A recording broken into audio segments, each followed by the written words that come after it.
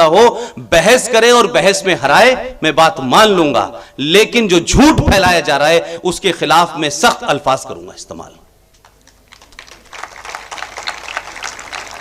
कुछ आप लोगों को नॉलेज है ये ट्रिपल तलाक क्या बला है भाई? इस पे बड़ी बहस हो रही है, सरकार कानून बनाने जा रही है।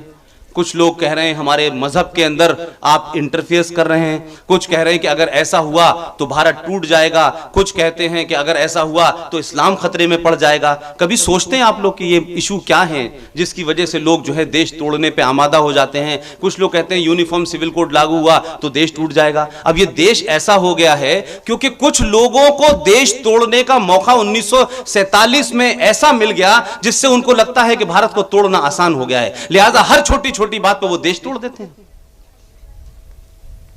और आप जैसे नौजवानों से मेरी एक शिकायत है और विनती भी है, शिकायत तो मैं नहीं कह सकता।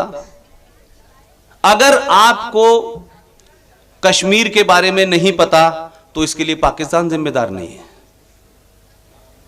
अगर पाकिस्तान में 4 राज्य हैं, उनके नाम क्या हैं, वहां क्या घट रहा है, तो हमें पाकिस्तान को जिम्मेदार नहीं बताना चाहिए।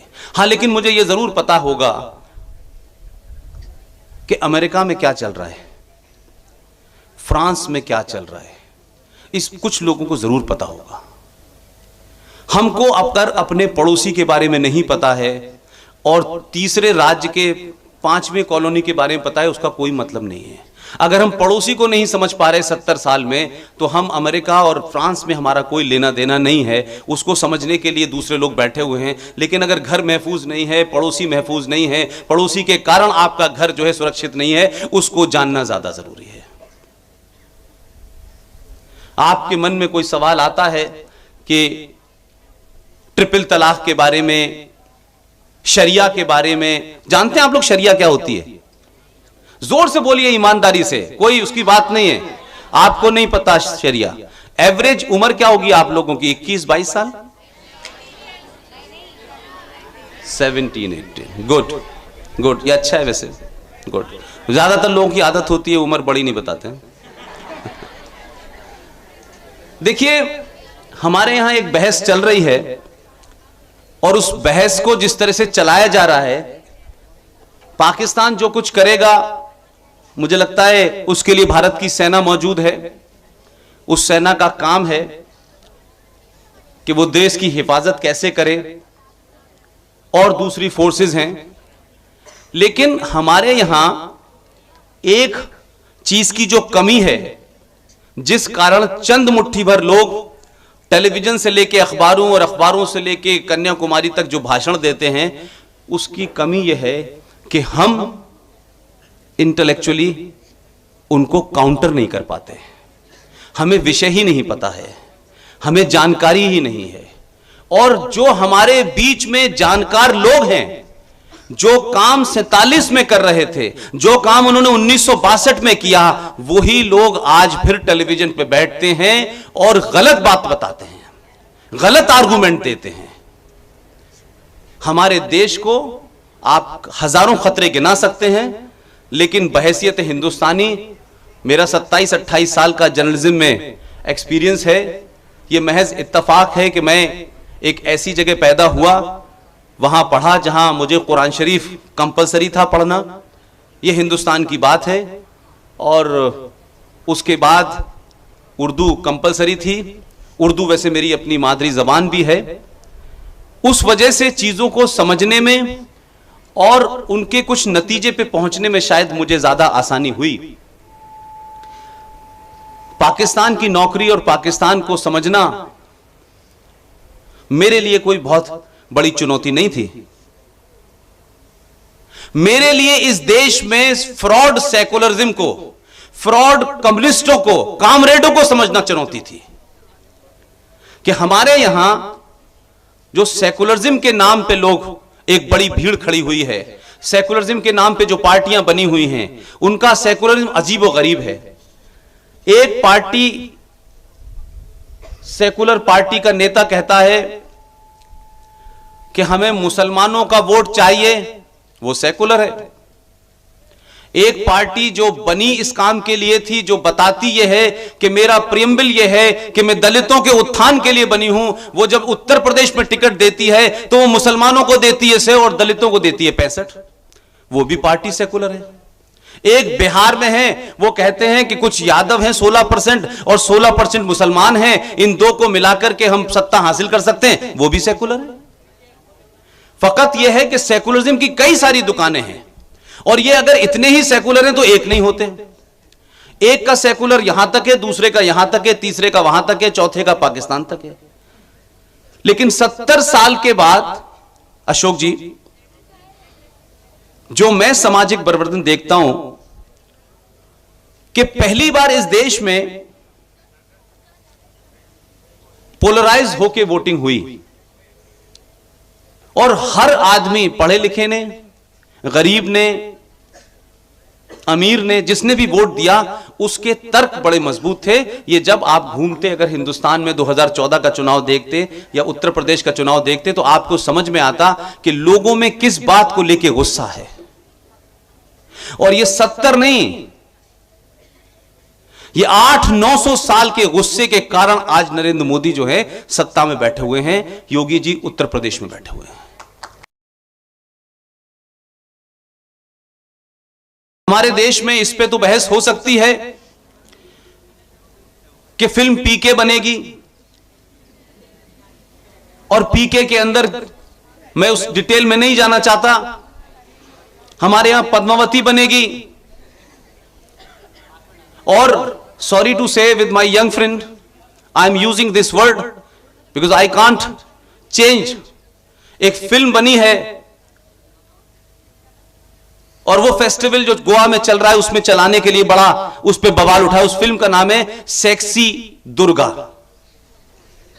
No, it's not a matter of love, is a matter of shame. ये दुख की बात है कि हमारी खामोशी, हमारे पेशेंस, हमारे तहम्मुल का इतना इम्तिहान लिया जा रहा है कि हमने जो कुछ भी झेला, जो कुछ भी बर्दाश्त किया, इसलिए कि हमारे मिजाज में गाली देना नहीं लिखा है। लेकिन तमाम राजनीतिक दलों ने, तमाम पॉलिटिकल लीडर्स ने, तमाम सोशल एक्टिविस्टों ने आज मजबूर कर दिया है कि एक टेलीविजन का एंकर अगर यह सवाल पूछता है कि सेक्सी दुर्गा बनेगी तो सेक्सी फातिमा का ऊपर फिल्म क्यों नहीं बनती? और जब वो ये कह देता है तो इस देश में नीचे से लेके ऊपर तक जितने भी हमारे सेकुलर हैं, लिबरल हैं, मॉडरेट हैं, सब कहते हैं ऐसा तो नहीं कहना चाहिए था। तो जो सेंसिटिविटी मेरी है वो दूसरे की भी है। मेरी सेंसिटिविटी के धज्जियां आप चौराहे पे उड़ाएंगे इसलिए कि मैं गाली नहीं दे सकता। मुझे नहीं बताया गया कि गर्दन जो है, जब एक मोहम्मद साहब का दामाद सुबह 4:30 बजे की नमाज पढ़ रहा था, जिसका नाम अली था, जो उनका दामाद था, जो फातिमा का पति था, उसका कत्ल अगर सुबह फजर की नमाज में लोग कर सकते हैं, जिनके खून में इस तरीके का उबाल है, हम उसका अगर मुकाबला नहीं कर रहे हैं, तो कुछ लोगों ने कहा कुछ भी कहो इनसे, कुछ भी चढ़ाओ इनसे, ये हथियार तो उठाएंगे नहीं, क्योंकि 70 में भी तब मुंह पे तमाचा खाने से हमको आजादी मिली थी, ये हमको पढ़ाया गया। अब लोग बोलने लगे हैं, अब टीवी एंकर बोलने लगा है, अब टेलीविजन की डिबेट में सवाल लोग खड़ा करते हैं, भाई कि रामचंद्र जी को गाली दोगे, अगर ये गाली तुम रामचंद्र जी को दे सकते हो तो मोहम्मद साहब को गाली सुनने का भी अपने अंदर पेशेंस रखो। ये नहीं होगा, एक तरफा नहीं हो सकता। इसलिए क्या कहा जाता है, एक वर्ग आपके बीच का कहता है हिंदू इंटॉलरेंट हो गया है, हम इंटॉलरेंट हो गए। अरे जिन्होंने 800 साल तक आपकी इंटॉलरेंस को बर्दाश्त किया, आप उसकी नाराजगी को भी इंटॉलरेंस कहते हैं। भाई हमारी संस्कृति में, हमारे धर्म में कोई किताब यह नहीं कहती है कि मेरे सिवा कोई नहीं है, मैं और मेरे सिवा कोई नहीं। इस्लाम के 72 फिरके हिंदुस्तान में हैं, जो सऊदी में नहीं है, ईरान में नहीं है, इराक में नहीं है, अमन में नहीं है, मस्कट में नहीं है। और उसके बाद भी हमसे सवाल हो रहा है कि हम इंटॉलरेंट हैं। हमने तो अपना घर देकर लुटा करके लोगों को बसाया है। लेकिन अब हम देखते हैं अफगानिस्तान गया, पाकिस्तान गया, बांग्लादेश गया, पूरी दुनिया में क्या आपने आलम मचा रखा है। हम अपने घर को बचाने के लिए नाराजगी भी ना प्रकट करें, और वो प्रकट करते हैं तो आप कहते हैं ये तो इंटॉलरेंट लोग हो गए। क्या चाहते हैं आप हमारे घर में घुस के आपने जो बंगाल में किया,